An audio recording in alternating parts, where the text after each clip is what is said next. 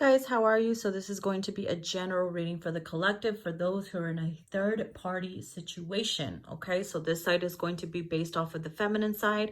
This side is going to be based off of the masculine side, who is dealing with a person, karmic, whatever, spouse, and you are the one that's in the third party.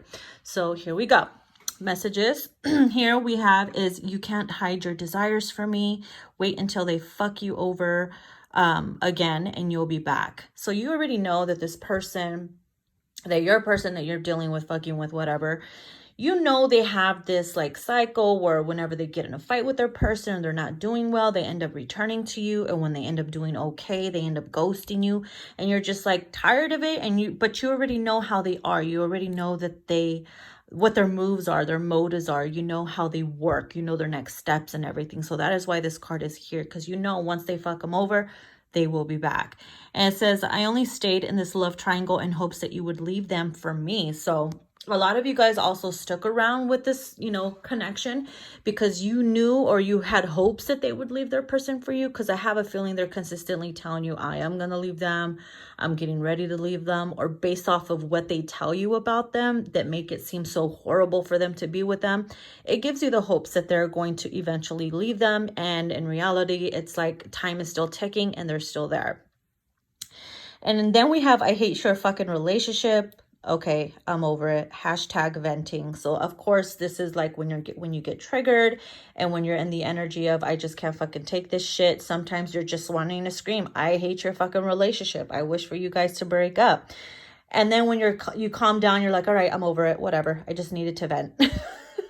So that's something that I feel like a lot of people go through, and it's obviously very, very common. So it says, you act like everything is all good because you're the one taken, not realizing that you left me with nothing.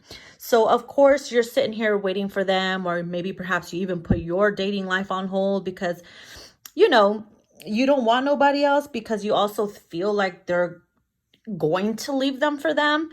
And even though you guys do have this really good connection and everything, at the end of the day, like, if they end up really, really leaving you, it's like they act like everything is all good. It's not affecting them because they have someone, you know, they're good. And you're left with nothing. You're left with a hole in your heart. You're left with timeless tears and hate because you continuously allow yourself to put up with this, and you give them chance after chance after chance. And it's like, how much longer can you take? You know, how much more can you take?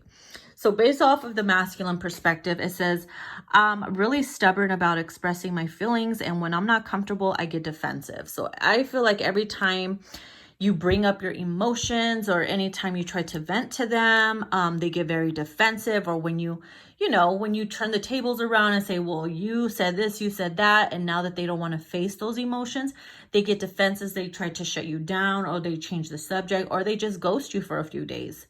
That's their way. And then it says, I know I physically chose her, but emotionally and mentally I'm yours. So it's like, hey, even though I chose my person because we have children, or because we're married, or we have ties, or I chose her because it's convenient, or whatever the case is, whatever shit that they tell you, it's like they know mentally and emotionally, it's like that you're where their energy is. It doesn't matter if you're sitting right next to someone or whatever. It's like, who's in your heart and in your mind this whole time though, you know? So that's what they're trying to tell you here for some. It says, I give into my fears when I try to leave, and it keeps me stuck with them. I find it difficult to break the cycle. So this is a confession. They know every time they try to up and leave, or, you know, walk away from their person, it's like this fear mentality, this fear just kicks in, you know, that's scarcity mindset. And knowing that the person could just literally like make their life a living hell, or take everything away from them, or whatever.